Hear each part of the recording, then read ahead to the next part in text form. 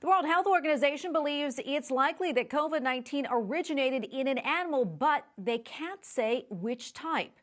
It has not been possible to pinpoint any animal species as a potential reservoir for this disease.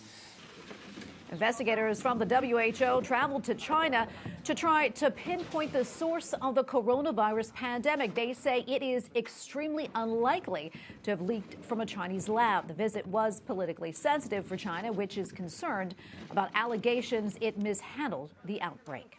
Gordon Chang, author of The Coming Collapse of China and the Great U.S.-China Tech War, joins me now on Skype for more on this story. Gordon, welcome back. Always great to speak with you. So what do you make of these findings? Do you think it closes the door on some of the earlier theories about the origins of the coronavirus?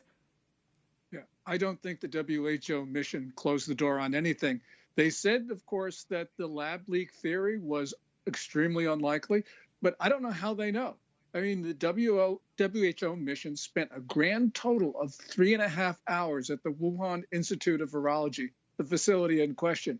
And this was after a year ago when China's top biological weapons expert, General Chen Wei, when she took over the P4 lab at the Wuhan Institute. And I think she probably cleaned it up. She removed any trace of lab leak, and she probably removed any evidence of a biological weapons program. So I don't know how the WHO could have come to that conclusion.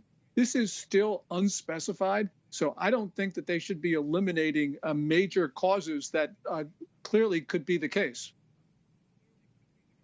Yeah. And as we know, this obviously has political implications, this investigation. And speaking about the WHO's finding, a State Department spokesman basically said that the U.S. still needs to look into that report. What do you make of that? And what do you think the balancing act the Biden administration has to manage on this?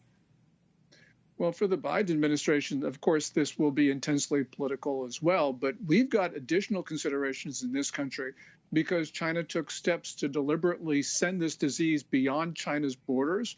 And that means that there's a political consensus in the U.S. that something must be done.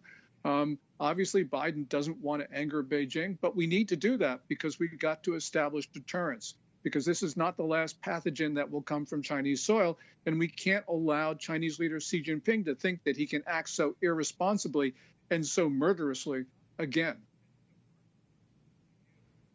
Gordon, what areas do you think require more investigation into this? Well, first of all, I think that clearly the origin. There are a lot of possibilities still out there, including a lab leak. And in this regard, the U.S. intelligence community can play a role because we do have a lot of information about this disease. Now, at the end of the Trump administration, on a couple of occasions, we learned a little bit about what the U.S. intel community thought. And this is up to really President Biden to release this because he can do so. This is a matter of grave national concern. We're talking about 460,000 Americans dead right now. We should be learning of what's going on, and we have some of that information.